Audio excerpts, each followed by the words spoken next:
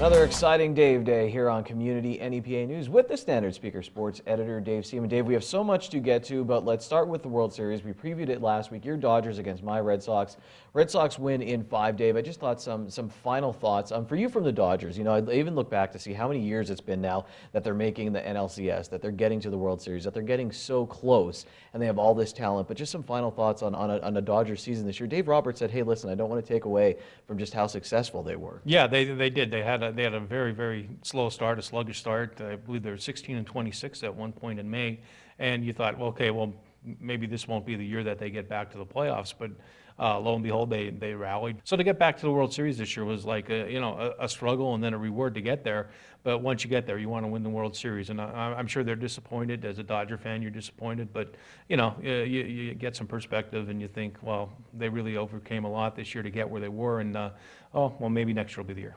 It's not easy getting there. Dave, final thought on the Red Sox. You know, I really fell in love with this team throughout the year, but in the postseason, just seeing the personalities. Mookie Betts after Game 2, it was cold in Boston, donating to the homeless. David Price, the emotion, talking about his teammates, what a turnaround he had in the postseason this year. And also, Dave, they were the best team in baseball throughout the whole season. And they really had to prove it, though, because there were so many great teams in baseball this year that they had to go to the postseason, that even a fan like me was a little nervous about it, but they got there. Now they have their names among the elite, some of the best teams ever in Major League Baseball. Let's go to local now, Dave. You were covering Tamaqua High School football on Friday night. They get a piece of that Schuylkill League Division I championship with North Schuylkill, with Jim Thorpe. All three of those teams will be in the District 11 3A playoffs. Your thoughts on Tamaqua? And you said there's another team that their head coach is talking about who might be the best of the bunch. Yeah, they're satisfied winning a piece of that Schuylkill League Division title because it wasn't easy. Again, the teams that they had to butt heads with. You talk about North Schuylkill, you talk about Jim Thorpe.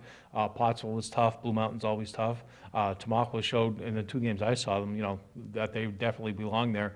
But the sense I got talking to Nick Bryan, their talented running back, a 3-4-year varsity player, Sam Bonner, the head coach, they're not satisfied. They want to win a district championship, but they're tough. They're going to have a tough opener. Notre Dame from Green Pond might be the best team in the bunch. You don't know, that'll be played, but they've proven themselves in district playoffs the last several years against local teams.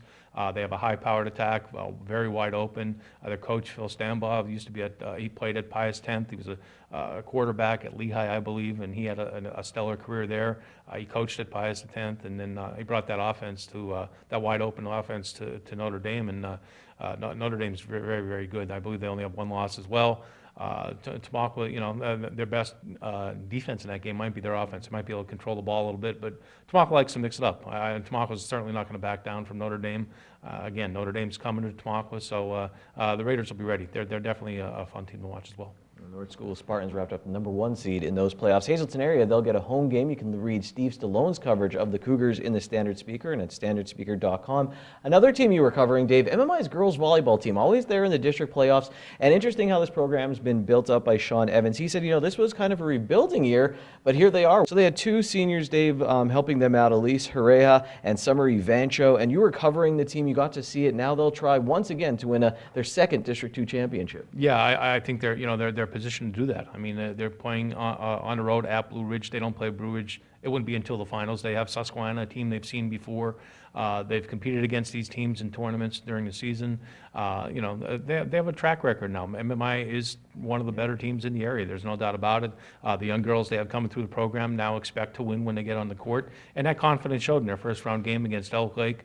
They were never seriously challenged in that game and in that match, and then they went out and they got contributions from a lot of different players. And like you said, Summer and Elise are the leaders as the seniors, but they have a lot of talented underclassmen as well.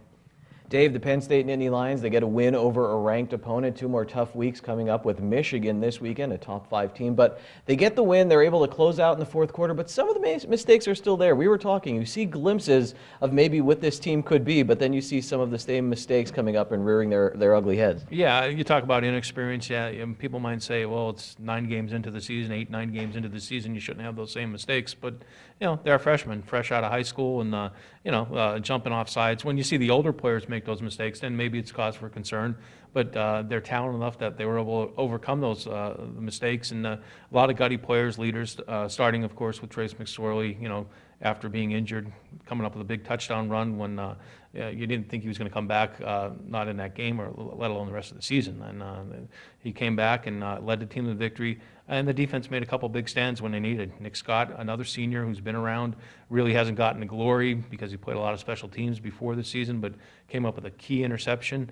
And, they turned back Iowa when they had to. I thought they played well. Sloppy field condition for both teams, but it was a huge, huge win for this year's Penn State team.